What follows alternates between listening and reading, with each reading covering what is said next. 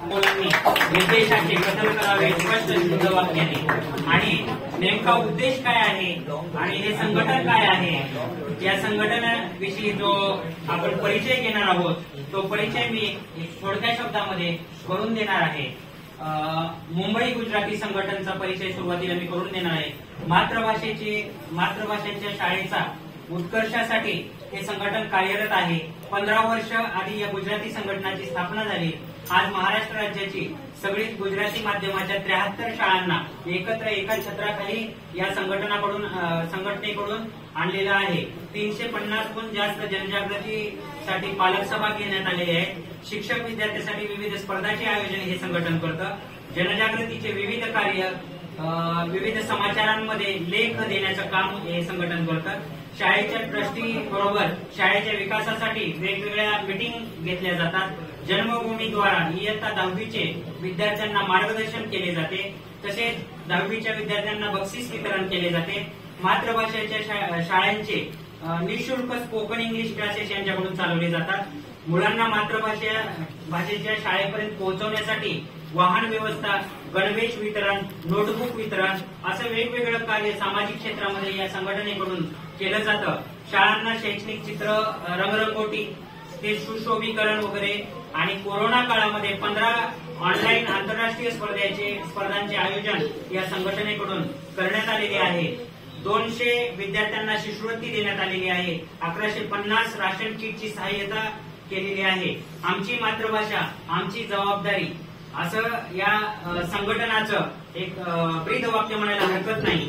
श्री वल्लभाधीश की जय, श्री द्वारकाधीश की जय, श्री लालजी प्यारे की जय, वल्लभ कुळ परिवार, परमपूज्य गोवर्धन 108 श्री द्वारकेश लालजी महोदय, चंपारण्याचे गादीपती, परमपूज्य गोवर्धन श्री पुरुषोत्तम लालजी महाराज, परमपूज्य गोवर्धन श्री अनुग्रह कुमार लालन बाबा।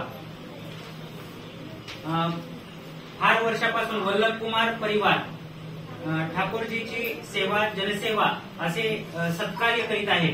वल्लभ कुष्टी परिवार, वैष्णव युवा संघ द्वारा अनेक सामाजिक कार्य होत असतात। Medical camp, blood donation camp, वृद्धाश्रम सहाय्यता, शैक्षणिक सहाय्यता, गौसेवा जसे सामाजिक कार्य या तिन्ही संघटनांकडून केलं जातं। खरोखरच अतिशय मोलाचं असं काम आपण या समाजामध्ये करत आहात। त्याबद्दल खरंच मानावे तेवढे आपले आभार या ठिकाणी व्यक्त करतो आणि पुढील आपला जो कार्यक्रम आहे त्या कार्यक्रमाची थोडक्यात 2 शब्दामध्ये प्रस्तावना करतो मी की सर या ठिकाणी आमचा जो कैनाड भाग आहे तो कैनाड भाग हा संपूर्ण आदिवासी समाजाचे लोक या ठिकाणी राहतात। आदिवासी बहुल क्षेत्रामध्ये आमचा हा परिसर मोडला जातो।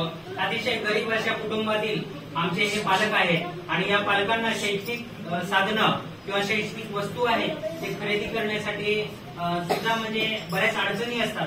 त्यामुळे बऱ्याच वेळा असं काय होतं की मुलं मध्ये शाळा सोडून देतात। शैक्षणिक पुस्तकं घेण्यासाठी पैसे नसतील किंवा वह्या घेण्यासाठी पैसे नसतील अशी परिस्थिती असल्यामुळे पालक मजुरी करून या ठिकाणी आपला उदरनिर्वाह करतात। 6 महिने पालक बाहेर जातात कामासाठी, कुटुंब स्थलांतर होतं। अशी परिस्थिती असल्यामुळे आमच्या या भागामध्ये अतिशय गरीब विद्यार्थी असल्यामुळे आम्हाला म्हणजे आपल्यासारख्या अशा दानशूर व्यक्तींकडून आम्हाला बऱ्याचदा शैक्षणिक साहित्य वगैरे मागावं लागतं आणि आपण खरोखरच या ठिकाणी आमच्या या शाळांना शैक्षणिक साहित्याची मदत करतात आणि एक विद्यार्थ्याच्या प्रगतीसाठी तुम्ही खूप मोठा असा हातभार लावता। त्याबद्दल म्हणजे खूप असं मोठं कार्य आपण या ठिकाणी करत आहात। या ठिकाणी आजच्या या कार्यक्रमामध्ये आम्ही खूप मोठा म्हणजे खूप वेळ लागला असता, खूप लांब शाळा होत्या म्हणून आपण एकाच ठिकाणी हा कार्यक्रम या ठिकाणी घेतलेला आहे आणि प्रत्येक शाळेचे छोट्या शाळेचे 5 मुलं आणि मोठ्या शाळेचे 10 मुलं असं आपण या ठिकाणी प्रातिनिधिक स्वरूपामध्ये मुले आपण जमा केलेली आहेत। कारण एवढा मोठा परिसर आहे की आपण फिरण्यासाठी जर आपल्याला 1 दिवसामध्ये सुद्धा पूर्ण होणार नाही म्हणून हा कार्यक्रम आपण या ठिकाणी करत आहोत। एकूण आमच्या या ठिकाणी आज 8 शाळा उपस्थित आहेत आणि 8 शाळांमध्ये आपण सर्व साहित्य वितरण करणार आहोत। त्यानंतर